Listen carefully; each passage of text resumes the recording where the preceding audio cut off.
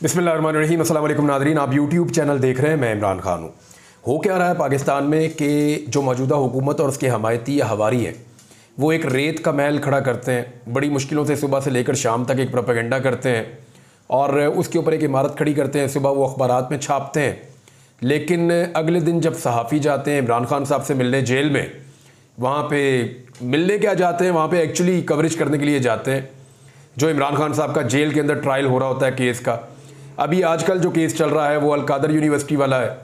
तो वहाँ पे जब सहाफ़ी जाते हैं और जाने के बाद वो बात करते हैं इमरान खान साहब से, तो वो जो रेत का महल बेचारों ने खड़ा किया होता है, हुकूमत ने, उसके हवारियों ने, उसके हमायतियों ने, उसको इमरान खान साहब एक लात मार के गिरा देते हैं और सारे जो ख्वाब हैं वो चकनाचूर हो जाते हैं। मैं आज का आपको स्टेटमेंट पढ़ के सुनाऊंगा तो आपको मेरी बात की समझ आएगी, ऐसे आएगी नहीं। देखें, कल से प्रोपेगेंडा क्या किया जा रहा था। इमरान खान ने माफ़ी मांग ली, पैरों में गिर गया, मिन्नतें कर रहा है, जो है वो इमरान खान ने ये कह दिया, वो कह दिया, पहले ये किया था, अब ये कर दिया। वो मेरे को जंग लगी हुई है मुल्क में, भी कानून और इंसाफ की बात हो रही है। कोई इंडिया के साथ लड़ाई थोड़ी हो रही है हमारी कि वहाँ हार जीत का या जिद का और अना का मामला बन जाएगा। वो भी पाकिस्तान के इदारे हैं, पाकिस्तान की पॉलिटिकल पार्टी है, दोनों तरफ पाकिस्तानी है। ये जो पॉलिटिकल पार्टी है इसके अंदर बेशुमार लोग जो हैं वो इदारों के अंदर भी हैं, काम करते हैं, नौकरी करते हैं, वहाँ पे तनख्वाह लेते हैं। और वो जो इदारों के अंदर लोग हैं उनके बहुत सारे रिश्तेदार, भाई बंधु या वो खुद भी इस पॉलिटिकल पार्टी की हमायती भी हैं। तो पॉलिटिकल पार्टी ऐसे ही होती है। यानी इमरान खान साहब तो ये दावा करते हैं कि फौज के अंदर 90% से ज़्यादा इमरान खान साहब के हमायती हैं, ये इमरान खान साहब दावा करते हैं। वैसे मुझे भी जितने फौजी दोस्त मिलते हैं ना वो कहते हैं हमने पीटीआई को वोट डालना है, और मैंने डाला भी पाकिस्तान तरीके इंसाफ को वोट है। वो कहते हैं हमारी फैमिलीज भी उन्हीं को डालती हैं। बहरहाल इमरान खान साहब का स्टेटमेंट आप जब सुनेंगे तो आपको आइडिया हो जाएगा कि जो प्रोपेगेंडा खड़ा किया गया था वो इमरान खान साहब ने लात मार के रेत का महल इनका कैसे गिराया है। इमरान खान ने कहा कि जेल में बैठकर पेशेंट को ही कर रहा हूं कि हुकूमत के पास 2 महीने से ज़्यादा का वक्त नहीं है। इमरान खान ने ये 2 महीने का क्यों कहा, ये मैं लिख लेता हूं और मैं आपको बताऊंगा कि एक्चुअली 2 महीने का तस्करा इमरान खान साहब क्यों कर रहे हैं। नवाज शरीफ, शहबाज शरीफ, आसिफ अली जरदारी के नाम ECL में डालें, कहीं ये भाग ना जाए। मैं इनसे माफ़ी नहीं मांगूंगा, मैंने कौन सा जुर्म किया है। इमरान खान अपने मौक़िफ़ पर कायम, माफ़ी मांगने से साफ इनकार। अगर निगरान सेटअप में इलेक्शन हुए तो इनको किसी सूरत तस्लीम नहीं करूंगा, ये दूसरी अहम चीज़ है। मैंने फ़ौज को न्यूट्रल नहीं गैर सियासी कहा है। इमरान खान साहब ने अपने अल्फाज की तस्हीह कर दी। उन्होंने कहा न्यूट्रल तो जानवर होता है, और इस पे इमरान खान साहब की बात पे अदालत में कह कहे लग गए। मीडिया में ऐसा तासुर दिया गया कि मैंने कोई माफ़ी मांग ली है। माफ़ी वो मांगता है जो गलती करता है। मैंने कोई गैर मशरूत माफ़ी नहीं मांगी। मैं 12 माह से कह रहा हूं कि CCTV फुटेजेस निकाली जाएं। सबूत छुपाना जुर्म है, सबूत आपके पास पड़े हुए हैं। अगर मेरा कोई आदमी CCTV फुटेजेस में आया, मैं माफ़ी मांग लूंगा। मैं सिर्फ पाकिस्तान के लिए बात करने को कह रहा हूं। मुझे जेल में जितनी देर रखना है रख लें, मैं डील करने को तैयार नहीं। डील वो करता है जिसने कोई जुर्म किया हो। मैं आपको वैसे भी बता दूं, पाकिस्तान तहरीक इंसाफ ने अपने बहुत सारे लोगों से इंटरनली भी ये सवाल जवाब बहुत पहले कर लिया था कि कहीं किसी को आप जानते हैं जो जलाओ घिराओ के अंदर मुलव्विस है या जो डेलिबरेटली ये कर रहा है। क्योंकि हम CCTV फुटेज का मुतालबा कर रहे हैं, तो ये बड़ा क्लियरली जितने भी रहनुमा हैं या अहम ओहदेदारान हैं या जितने भी अहम लोग हैं पाकिस्तान तहरीक इंसाफ के मेंबर्स हैं, उन्होंने कहा जी ऐसा कोई इंसिडेंट हमने किया ही नहीं। उनका ये दावा है। बहरहाल पाकिस्तान तहरीक इंसाफ के चेयरमैन इमरान खान साहब ने अब ये एक मरतबा फिर उन्होंने ये मौक़िफ़ सामने रखा और ये ऑफ़र की है कि ठीक है जी, मैं माफ़ी मांगूंगा, CCTV फुटेजेस निकाल लें। मैं तो सिर्फ पाकिस्तान के लिए बात करने के लिए कह रहा हूँ। मुझे जेल में जितनी देर रखना है रख लें, मैं डील करने के लिए तैयार नहीं हूँ। डील वो करता है जिसने कोई जुर्म किया हो। मेरा कोई पैसा पाकिस्तान से बाहर नहीं पड़ा हुआ, ना कोई जायदाद है। मैंने सारे केसेस लड़े हैं, मज़ीद भी लड़ूंगा। मुझ पर और मेरी अहलिया पर केसेस करने का मकसद PTI को तोड़ना था। मैं क्या पागल हूँ अपने लोगों को फौज पर हमला करने का कहूँगा? ये इमरान खान साहब का स्टेटमेंट है। फिर सवाल एक पूछा गया इमरान खान साहब से कि इस्तगासा ने या प्रोसिक्यूशन ने अपनी शहादतें अदालत के सामने पेश की हैं, आपने अपनी तरफ से कोई गवाह पेश नहीं किया जो आपकी बेगुनाही को साबित करे। इमरान खान साहब ने कहा कि जी मेरे हक में गवाह आएंगे, गवाहों का नाम पहले से लिया तो उनके पीछे वीको डाले लग जाएंगे। मेरे केसेस का फैसला जल्दबाजी में किया गया। मुझसे जब 342 का बयान लिया गया उसके बाद बात करने का मौका ही नहीं दिया गया। सानिया 9 मई की तमाम फुटेजेस ऑन रिकॉर्ड मौजूद हैं। रेगुलर मीडिया ने इसको लाइव दिखाया। आपके लोग कहते रहे कि फौज ने रेड लाइन क्रॉस कर ली। आज हम आपकी रेड लाइन क्रॉस करेंगे। आपके लोग सोशल मीडिया पर फुटेजेस चढ़ाकर प्राउड फील कर रहे थे, ये सहाफ़ी ने सवाल किया। इसमें इमरान खान साहब ने कहा कि 9 मई के वाकयात में पीटीआई के लोग नहीं थे, आग लगाने वाले और हमारे लोग नहीं, वो कोई और लोग हैं जिन्हें मैं जानता हूं। इमरान खान ने यह कहा। उन्होंने कहा ठीक है, हमारे लोग जज्बाती थे, एहतजाज करने के लिए ज़रूर गए थे, वो फुटेजेस भी बना रहे थे। इमरान खान रेड लाइन है, वो क्रॉस कर लिया तो अब हम भी आ रहे हैं, और वो कैंट में दाखिल भी हुए थे या GHQ के सामने एहतजाज करने भी गए थे। लेकिन इमरान खान साहब ये कहते हैं कि आग लगाने वाले लोग हमारे नहीं थे, वो कोई और लोग थे और मैं उन्हें जानता हूं, ये इमरान खान साहब ने कहा। सहाफ़ी ने एक सवाल किया कि जुल्फ़िकार अली भुट्टो को फांसी पर चढ़ाया गया, बेनज़ीर भुट्टो शहीद हो गई, नवाज शरीफ को भी इक़्तिदार से निकाला गया, लेकिन इन जमातों ने GHQ के सामने एहतजाज की कॉल नहीं दी, आपने क्यों दी? इमरान खान साहब ने जवाब दिया कि पुरअमन एहतजाज करना हमारा हक है। मैंने सबको पुरअमन एहतजाज का कहा था। मैंने कहा था जब मुझे पकड़े तो आपने GHQ के सामने पुरअमन एहतजाज करना है। जाहिर है हमें जहां से मसला होगा वहीं हम जाकर एहतजाज करेंगे, ये हमारा आईनी हक है। हमारे पुरअमन एहतजाज पर हमें दहशतगर्द बना दिया गया, ये इमरान खान साहब ने जवाब दिया। एक और सवाल पूछा गया कि आपके खिलाफ जितने भी केसेस के फैसले हुए आपको अदालतों से रिलीफ मिल गया। अब आपके और एस्टेब्लिशमेंट के दरमियान एक इशू है, वो 9 मई का है, वो भी अपने मौक़िफ़ पे कायम है, आप भी अपने मौक़िफ़ पे कायम है। कोई तीसरा रास्ता बताएं ताकि इस मसले को हल किया जा सके। एक सहाफ़ी ने यह भी पूछा। इमरान खान साहब ने कहा मैं भी चाहता हूं अमन हो, मुल्क में इस्तेहकाम हो। 9 मई पर एक ही रास्ता है और वो रास्ता ये है कि हमें इंसाफ दिया जाए। फिर सेनेटर इरफान सिद्दीकी के हवाले से सवाल किया कि उन्होंने कहा जी बात करने का वक्त खत्म हो गया है। तो यहां इमरान खान ने कहा कि मेरे पास तो बहुत वक्त है, वक्त उनके लिए खत्म हो रहा है। इन बेवकूफ़ों को समझ नहीं आ रही, इस हुकूमत के पास 2 माह से जायद का वक्त नहीं है। 2 माह में इस हुकूमत का धड़न तख्ता होने वाला है। मुल्क में बांग्लादेश से बुरे हालात हैं, इसलिए कह रहा हूं कि इनके नाम ECL पर डाले जाएं। फिर एक सवाल सहाफ़ी ने पूछा कि हुकूमत में शामिल लोग कह रहे हैं कि आप इसलिए माफ़ी की तरफ जा रहे हैं क्योंकि आपको पता है कि आपका ट्रायल अब मिलिट्री कोर्ट में होना है। इन रेलू कट्टों का एक ही मकसद है, ये इमरान खान साहब ने लफ्ज़ इस्तेमाल किया। उन्होंने इन रेलू कट्टों का एक ही मकसद है कि फ़ौज के जरिए PTI को ख़त्म किया जाए और ये बच जाए, लेकिन ये नहीं बचेंगे। मेरे खिलाफ ये सब इसलिए किया जा रहा है कि मैं कोई डील करूं, लेकिन मैं कोई डील नहीं करूंगा। मेरे खिलाफ जितने मुकदमात बनाने हैं बना लें, जितना जेल में रखना है रख लें, ये इमरान खान साहब ने कहा।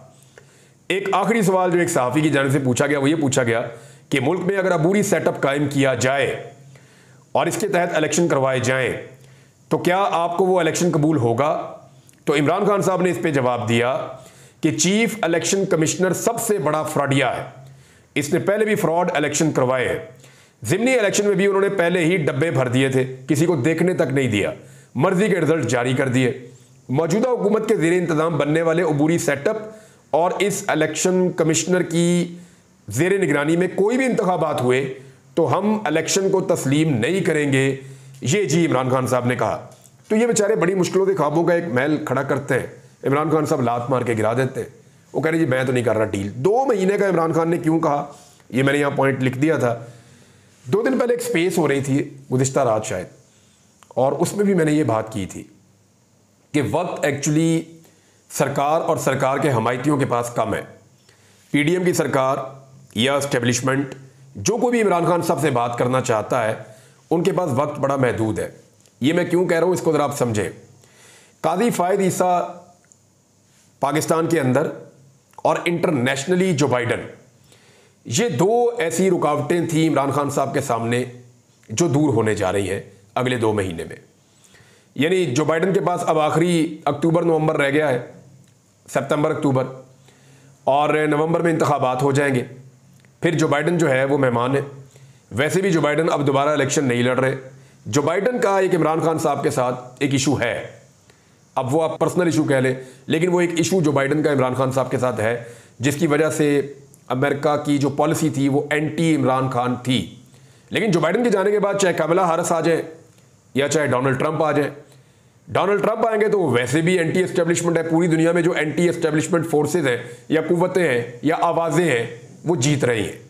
जहां भी आप दुनिया में देखें, जो एंटी एस्टेब्लिशमेंट है, फ्रांस के अंदर आप देखें, जो एस्टेब्लिशमेंट के हमायती सियासतदान थे वो हारते चले जा रहे हैं। अब अमेरिका में भी क्या ये हो पाएगा? क्योंकि डोनाल्ड ट्रंप वहां पे एंटी एस्टेब्लिशमेंट है, कमला हैरिस जो है वो एस्टेब्लिशमेंट की उम्मीदवार कही जा रही है। तो अब वहां पे जीते कोई भी, इमरान खान के खिलाफ जो एक नफरत है, जो एक जहर है, वो वहां पे बेअसर हो जाएगा।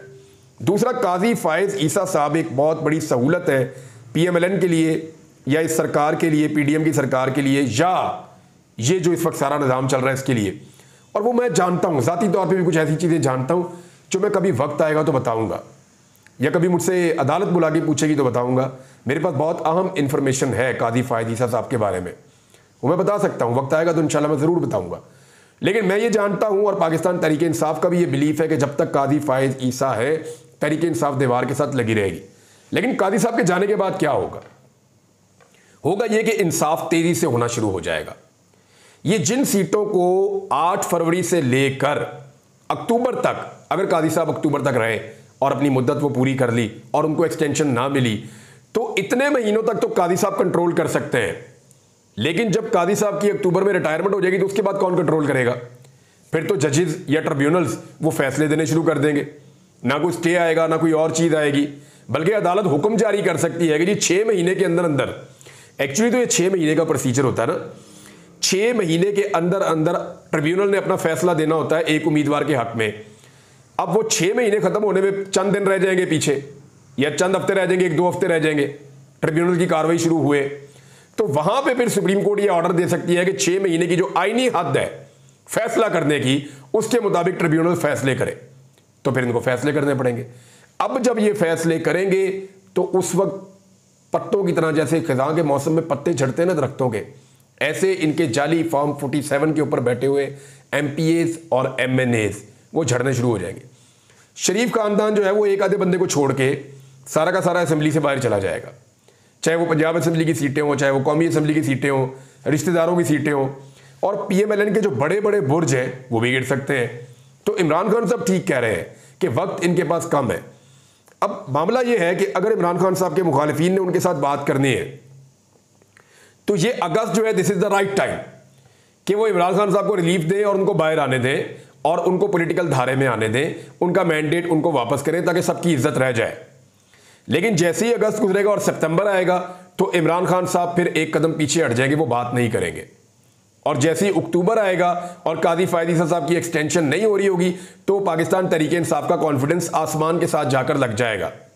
दूसरा, जो सवाबी वाला जलसा है, उसने एक इतना बड़ा कॉन्फिडेंस दिया पाकिस्तान तहरीक इंसाफ को कि उसके बाद अब उन्हें लगता है कि मसला ही कोई नहीं है। देखिए, अमेरिका के बारे में मैंने अभी बात की ना, तो मुशाहिद हुसैन सैयद साहब ने बड़ी इंपॉर्टेंट बात बताई और वो सारी दुनिया जानती कि अभिनंदन को जब छुड़वाना था, पाकिस्तानियों ने जब अभिनंदन को गिरा लिया, उसका तैयारा गिरा लिया, उसको पकड़ लिया इमरान खान साहब के दौरे हुकूमत में, तो अभिनंदन को जब आज़ाद करवाना था या छुड़वाना था, तो अभिनंदन को छुड़वाने के लिए कोई वज़ीर आज़म को फ़ोन नहीं किया था, अमेरिकन ने कहीं और फ़ोन किया था कि अभिनंदन को आज़ाद करवाया जाए। तो फिर अभिनंदन जो है वो आज़ाद हो गया, वाघा बॉर्डर से नए कपड़े पहन के वापस चला गया अपने मुल्क में। और ये पाकिस्तान ने अपनी जीत साबित की थी एक तरह से। ये बड़ी अच्छी बात है, हमें अमन के साथ रहना चाहिए।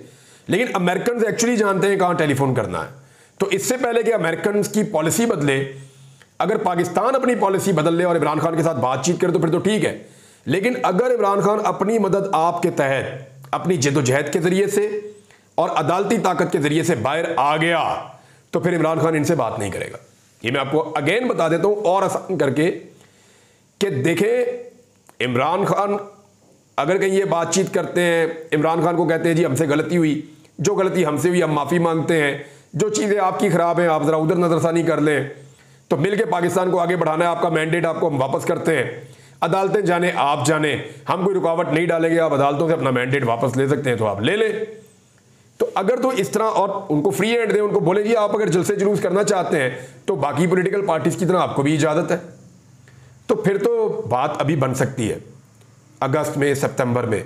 लेकिन अगर यही फस्तायत और जबर जारी रहता है और इमरान खान साहब ये सारी चीज़ें खुद गेन कर लेते हैं तो फिर इमरान खान साहब बात नहीं करेंगे। फिर उनके हाथ में जब गेम आती है तो इमरान खान साहब कैसे हो जाते हैं इसका आइडिया सबको है।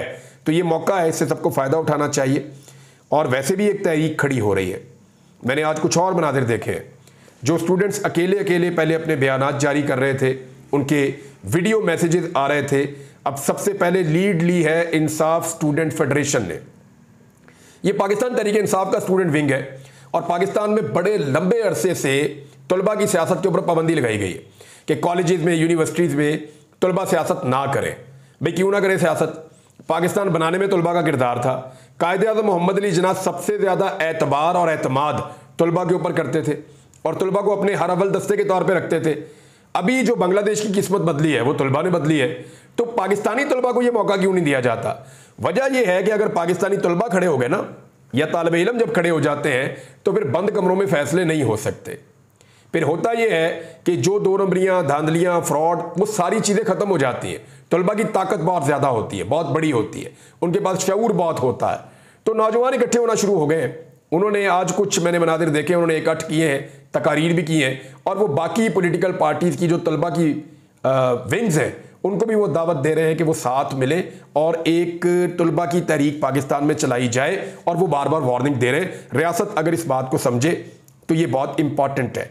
तो ये तलबा वाला मामला भी मैंने आपके सामने रख दिया। कुछ और बड़ी अहम खबरें हैं। एक खबर तो ये भी है कि आर्मी चीफ ने और शहबाज शरीफ ने इकट्ठे उलमा और मशाइख से जो है वो मुलाकात की है। वहाँ पे उलमा से अपील की गई है कि आप अमन के लिए किरदार अदा करें, इंतशार से बचाने के लिए किरदार अदा करें, और उलमा के रोल के ऊपर पाकिस्तान के आगे बढ़ने में उसके ऊपर रोशनी डाली गई है। आर्मी चीफ ने एक तकरीर की है, एक शहबाज शरीफ साहब ने तकरीर की है, लेकिन वो दोनों तकरीरों से ज़्यादा फड्डा इस बात का पड़ गया कि फ्रंट रो के अंदर खड़ा हुआ शुफ शुफ क्या कर रहा था। ये जो शुफ शुफ है, ये इकरारुल हसन ने आप सबका तारुफ शुफ शुफ के साथ करवाया हुआ है और आप सारे बड़ी अच्छी तरह जानते हैं। ये पीर बरादरी का, यानी कोई पीर फैमिली से भी आप मिले तो वो कहते हैं जी ये साढ़े अंदरों भी कोई सब तो बड़ा फ्रॉडिया है तो वो ये है। तो ये पीर बरादरी का एक बहुत बड़ा फ्रॉडिया है शुफ शुफ पीर। तो शुफ शुफ पीर जो है पूरे पाकिस्तान में बड़ा मकबूल है। ये फूके मारता है बहुत दूर दूर से और ये कहता है जी बंदे ठीक हो रहे हैं, किसी का जिन निकालता है, किसी में कीले निकाल लेता है। वो इकरारुल हसन इससे बड़ा पीर है, उसने सारा कुछ खुद भी निकाल के दिखाया। तो ये पहली सफ के अंदर जनाब शुफ शुफ खड़ा हुआ था। अब पता नहीं ये किसका आइडिया था, यानी पहली सफ में शुफ शुफ पीर को खड़ा करने का आइडिया किसका था? उसकी अकल पे तो मातम करने को दिल करता है।